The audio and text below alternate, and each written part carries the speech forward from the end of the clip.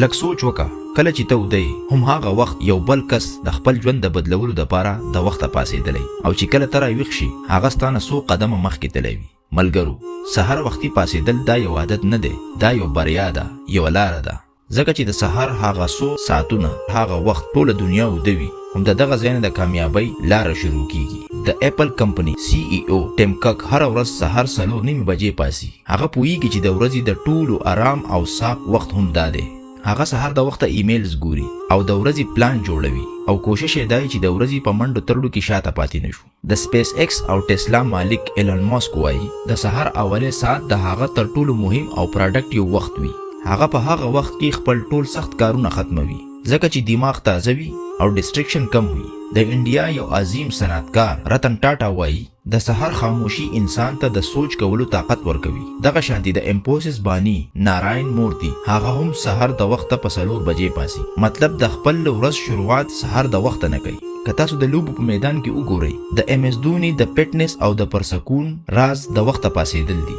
دا هغه د سهار ډیسپلین، هغه د ورځ شروعات د دومره انرژي نه کوي چې په میدان کې هر صورتحال کنټرول کوي. اوس لږ سوچ وکئ، دا د دنیا هغه خلک دی چې د هغو سره د مخکې نه دولت، نوم او شهرت دی، خو بیا هم هغو د وخته پاسي. ولې چې هغو ته پته ده د سهار وخت د ټولې ورځ شکل جوړوي. سهار وختي پاسېدو 3 غټې پیدې دي. اولی پیدا چې فوکس او وضاحت. په سهار کې د انسان دماغ د ټولو نه زیات پرسکون وي. که دغه ټایم کې ته یو کتاب ولولې یا میډیټیشن وکړې یا د خپل را روانې ورځې دپاره یو پلان جوړ کړي، نو ټوله ورځ به دې په دغه مثبت پلو کې تېرېږي. دویم د وخت پیدا. په ورځ کې د هر چا سره 24 غنټې وي. که ته سهار وختي پاسې، نو د بل انسان نه ستا سره 3-4 غنټې سیوا راځي. نو لږ سوچ وکړه، په پوره کال کې ستا 100 غنټې پیدا وکړه. درېیمه خود اعتمادي او طاقت. کله چې ته سهار د وخته د نور پاسېدو نه مخکې پاسې، نو ستا دماغ به پخپله وایي چې نن به زه په خپل ځان باندې قابو یم. همدغه اعتماد ټوله ورځ کې ستا په کار کې تا ته په نظر راځي.